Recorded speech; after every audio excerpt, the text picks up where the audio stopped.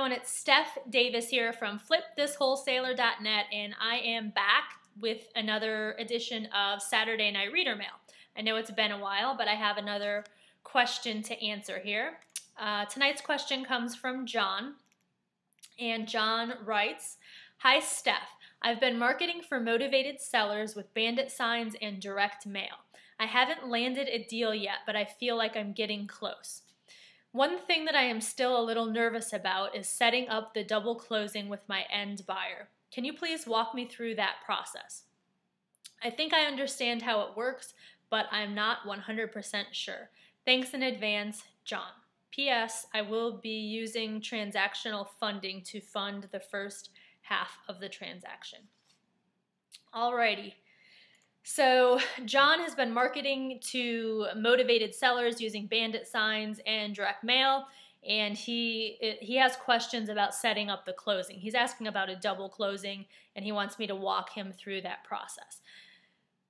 John, I have good news for you. If you are not going after REOs and short sales, if you're targeting private sellers, which it sounds like you are, that's what you said that you are doing, you do not have to do a double closing or a simultaneous closing. If you're working with private sellers, you can simply assign your contract to your end buyer. It's a very easy process. When you're dealing with the need for a double closing or a simultaneous closing arises when the purchase contract that you have with the seller states that the contract cannot be assigned. And that's what happens when you're dealing with most bank-owned properties and short sales.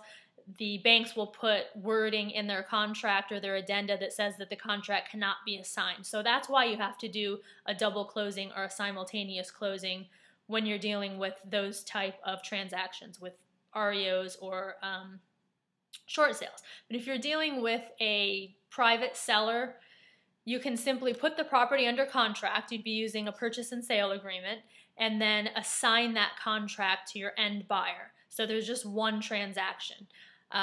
So I'll just give you an example. I'll walk you through how that would work. It's actually very easy, especially compared to a double or simultaneous closing. You would say, let's just say, for example, you had a deal worked out with the seller and you were going to purchase the property for $50,000, and then you had an end buyer that was going to pay $55,000 for it.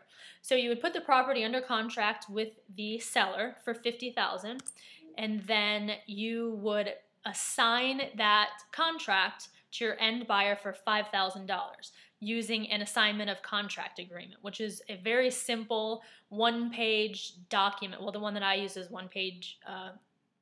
Anyway, most of them that I've seen, they're just very simple, like a paragraph or two long, and it simply states that you are assigning all of your rights in the purchase and sale agreement that you have with the seller. You're assigning all of those rights over to your end buyer for X amount of dollars, and in this case it would be $5,000. So you're assigning all of your rights in the purchase contract for 123 Main Street over to your buyer for $5,000.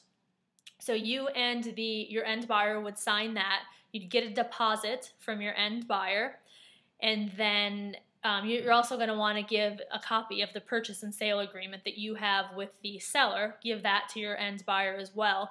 Take both of those documents and bring them to your title company, and then you just need to show up, or you actually don't even need to show up to closing. Your end buyer is going to show up to closing, and then your funds, your $5,000, will be dispersed after your end buyer closes on the property. So it's actually a very simple process. Like I said, an assignment agreement is like one page long, a couple paragraphs long. It's very simple. It just states that you are assigning all of your rights in the purchase and sale agreement over to your end buyer. So there's no need to do a double closing, no need to do a simultaneous closing or worry about any of that. Transactional funding, you don't need any of that. So if you have any further questions, if you want me to clarify anything, please feel free to leave a comment. Anybody else, if you have any questions, same thing, leave a comment. I'll be happy to answer them for you. Also, if any of you guys have any questions that you want me to answer via reader mail, you can send them to readermail@flipthiswholesaler.net, and I will trying to do a video a week on Saturdays, starting this Saturday and every Saturday thereafter. So anyway, if you have questions that you want me to answer here, reader mail at flipthiswholesaler.net. Hope you guys have a great rest of your weekend, and I will see you next time. Take care. Bye-bye.